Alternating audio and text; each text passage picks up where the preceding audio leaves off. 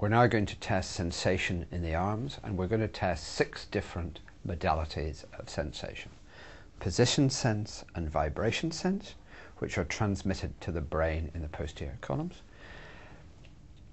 Pain, hot and cold, which go to the brain in the spinothalamic tracts. And light touch, which goes to the brain in both. So we're going to start with position sense, and we're going to start in the little finger. Now what I want you to do, Hugh, is I'm going to move your finger up or down, and you're going to close your eyes and tell me which way I go. Are you ready? Up, up, down. Good. And now we're going to go to the first finger. Down, up, down. Good. And now to the other hand, to the little finger. Up, up, down. And to the first finger.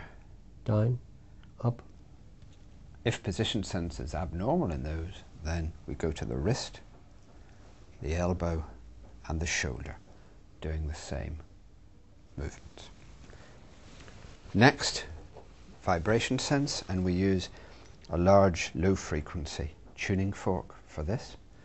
And I'm going to start it off and put it in the finger. Can you feel that buzzing? Yes. And tell me when it stops. No. Good. And the other hand? Can you feel it buzzing? Yes. And tell me when it stops. No. So if we do that so that people appreciate the start and the stop of it, and if it's normal then, it's likely to be normal further up. If it wasn't normal then, we go up to different bony protuberances in the arm until we find, and finally the sternum, where the vibration is appreciated. Next, we're going to test pinprick, and we do this in lieu of pain. Pinprick receptors test pain, and we're going to use a neurotip for this, which is a pre-packed disposable with a sharp but not too sharp point. It's not as sharp as a needle, and it really isn't appropriate to use a needle. So we start distally, and what we're looking for now is a change in sensation. And I want you to tell me whether or not this changes as I come up. No. All pretty much the same. Yeah. And here, all pretty much the same. Yeah. And again on this hand, on the thumb side, all much the same. Yes. And on the little finger side, all very much the Same. same. And it's better to do that way than to decide whether it's sharp or blunt.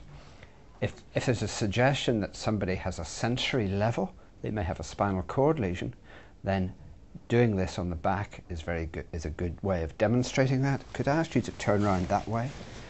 And I'm going to roll your shirt up, and we're going to start down here, and tell me if there's a change. No. All the same. No. So we've gone all the way from S1 right up to C4, and there's no change. And after we've finished with this, we of course dispose of this in the sharps bucket. And the next modality we're going to test now is hot and cold, and we have 2 pre-warmed tubes, one of hot water and one of cold water, and I'm going to ask Hugh if he can close his eyes and tell me whether I'm touching him with hot or cold. Hot, cold, hot, cold, cold, cold. Good. And now the other. Cold, hot, hot, cold, cold. Good. And finally, light touch. Hugh, I'm going to touch you with a bit of cotton wool. I want you to close your eyes and you say yes every time I touch you. Yes, yes, yes, yes, yes, yes. And the other arm. Yes, yes, yes, yes, yes. Good. In clinical practice, we tend to do position sense as a marker for posterior columns, and pinprick as a marker for the spinothalamic tract. And if those two types of sensation are normal, unless we suspect an underlying sensory abnormality, then we normally don't do hot or cold. And that concludes sensory examination in the arms.